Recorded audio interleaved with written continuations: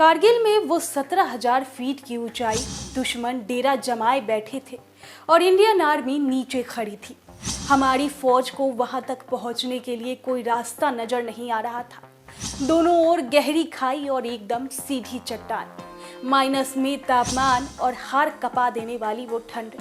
अब तक सब दुश्मन के फेवर में हो रहा था, लेकिन फिर भी हमारे भारतीय जवान ठंड और भूख प्यास की परवाह किए बिना आगे बढ़ते रहे।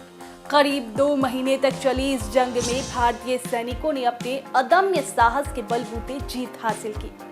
आज कारगिल युद्ध विजय को 24 साल हो गए। 26 जुलाई 1999 को कारगिल पर हिंदुस्तान फौज ने तिरंगा लहराया। इस जंग में भारत के 527 जवान शहीद हुए, लेकिन एक जवान ऐसा भी था जिन्होंने 15 गोलियां खाई लेकिन मौत को हरा दिया।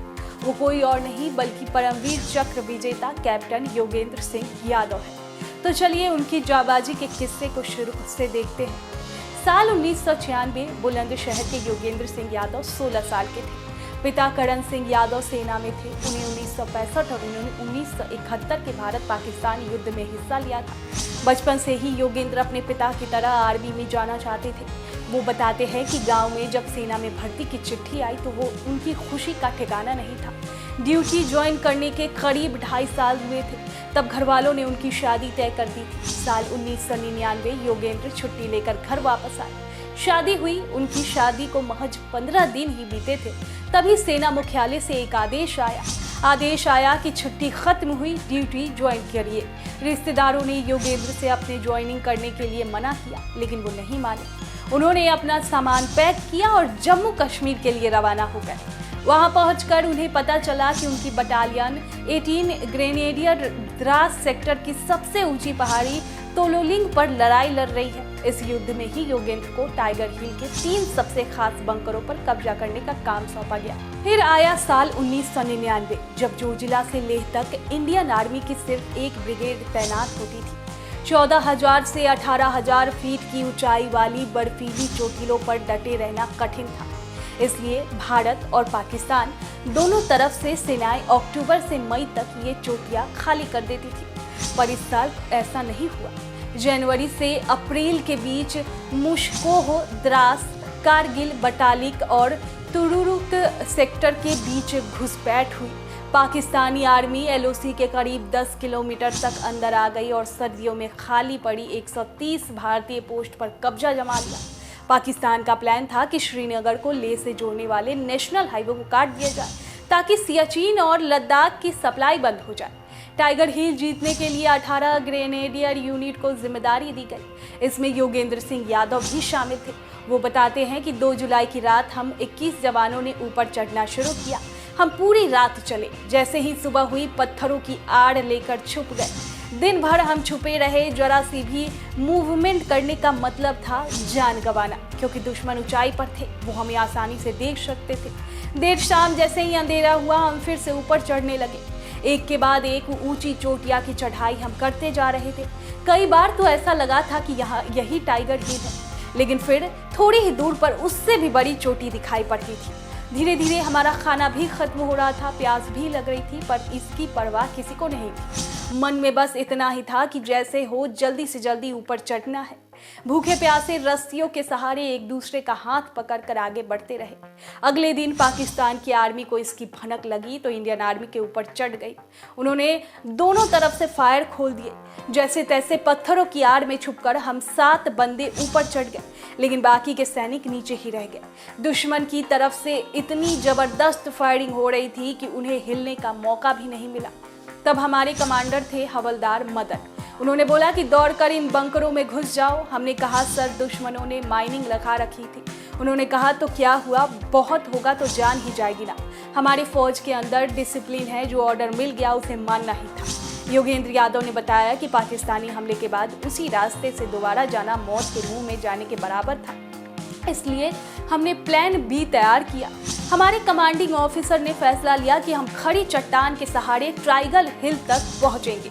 दुश्मन कभी इस बात का अंदाजा नहीं लगा सकता कि हम वहां से चढ़ सकते हैं।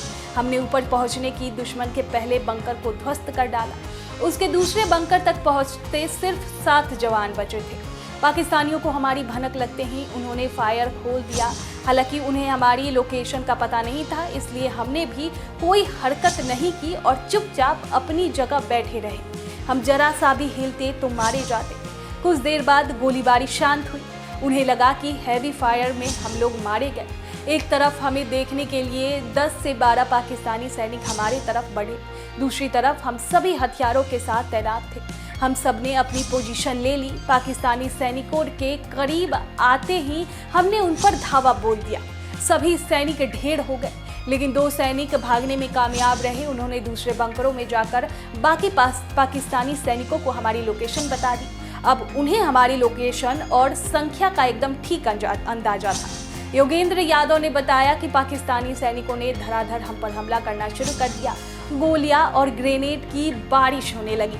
अंधाधुंध चल रही इन गोलियों के बीच एक मोर्टार का टुकड़ा मेरे नाक के फाड़ कर निकल गया। खून ऐसे बहने लगा जैसे किसी ने नल खोल दिया हो। थोड़ी देर तक तो मुझे कुछ समझ नहीं आया। तभी एक साथी मेरे पास आया। उसने बताया कि हमारी बाकी सारे साथी मारे जा चुके हैं। इसी बीच एक पाकिस्तानी सैनिक मेरे तरफ बढ़ा। उसने मुझ पर गोलियां चलाना शुरू कर दिया। उसने पहले मेरे पैरों पर गोली चलाई और फिर कंधे पर गोली मारी, लेकिन मैं एकदम नहीं हिला, बेसूद वहीं पड़ा रहा। तभी दुश्मन ने मेरे सीने के तरफ बंदूक तान दी। मुझे लगा कि अब मुझे कोई नहीं बचा सकता। उसने मेरे सीने पर गोली दागी, लेकिन मैं जिंदा था। उन्होंने बताया कि जैसे ही मुझे होश आया, कुछ पाकिस्तानी सैनिक अब भी वहां खड़े थे। वो अपने सैनिकों को मैसेज पहुंचा रहे थे कि उन्होंने पहाड़ी पर किसी से कब्जा कर लिया है। ये वो पहाड़ी थी जिस पर पाकिस्तानी सैनिक वापस लौटते तो हमारे बचे हुए सैनिक भी मारे जाते, साथ ही इस पर दोबारा कब्जा करना भी नामुमकिन हो जाता। मैं यही सोच रहा था कि तभी मुझे अपने करीब एक ग्रेनेड पड़ा दिखा। मैंने तुरंत उसे उठाया और उनकी तरफ फेंक दिया। इससे 3 दुश्मनों के चीथड़े उड़ गए।